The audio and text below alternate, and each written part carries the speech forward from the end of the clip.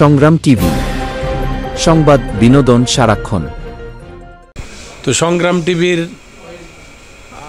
নতুন পদযাত্রা শুরু হইয়ে আজ প্রায় 4 মাস ব্যাপী আইতো আসলে সংগ্রাম টিভির লগে আর প্রথম পরিচয় আজিয়ে।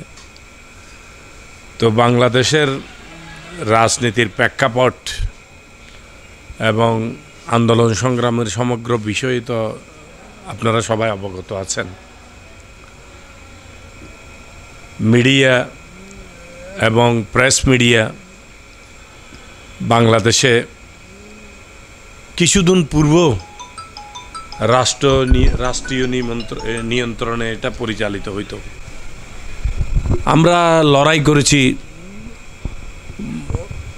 মুক্তভাবে মত প্রকাশের জন্য, গণতন্ত্রের জন্য, সংবাদপত্রের স্বাধীনতার জন্য, আইনের শাসনের জন্য আমরা করেছি সব কিছু। তো এখন একটা নতুন অধ্যায় সৃষ্টি হয়েছে।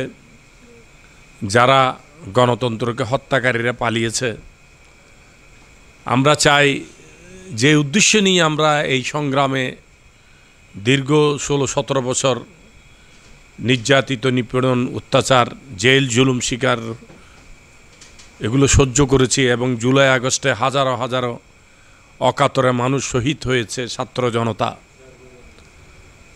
এটা যে মুক্ত গণতন্ত্র এবং সংবাদপত্রের স্বাধীনতার জন্য যাতে মানুষ মুক্তভাবে কথা বলতে পারে, তো সেটা আজকে আমরা দেখতে পাচ্ছি তার প্রতিফলন ঘটছে এবং বলতে পারছে, এবং আমাদের নেতার বিরুদ্ধে বললেও আমরা সেটা মেনে নিচ্ছি।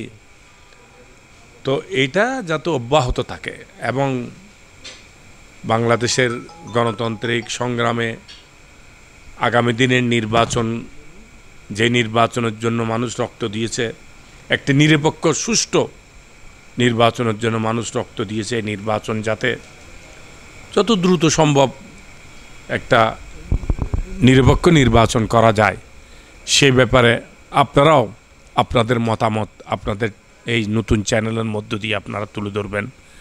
আপনারা গণতন্ত্রের কথা বলবেন, আইনের শাসনের কথা বলবেন, মুক্তভাবে মানুষের মত প্রকাশের স্বাধীনতার কথা বলবেন এবং সুষ্ঠু একটি নির্বাচনের জন্য যে আমরা বারবার বলে যাচ্ছি সেই নির্বাচন যাতে অনুষ্ঠিত হয়, সেই নির্বাচনের কথাও আপনারা জনগণের আশা আকাঙ্ক্ষার কথা আপনারা তুলে ধরবেন। আপনাদেরকে আগামী দিনের পথ চালায় আপনাদের সকলের সংগ্রাম টিভির শুভকামনা করছি। উত্তর যাতে আপনারা আরও সমৃদ্ধি লাভ করতে পারেন, মানুষের আকাঙ্ক্ষা পূরণ করতে পারেন, সে আশাবাদ ব্যক্ত করে আপনাদের সকলকে ধন্যবাদ। সংগ্রাম টিভিকে লাল গোলাপ শুভেচ্ছা।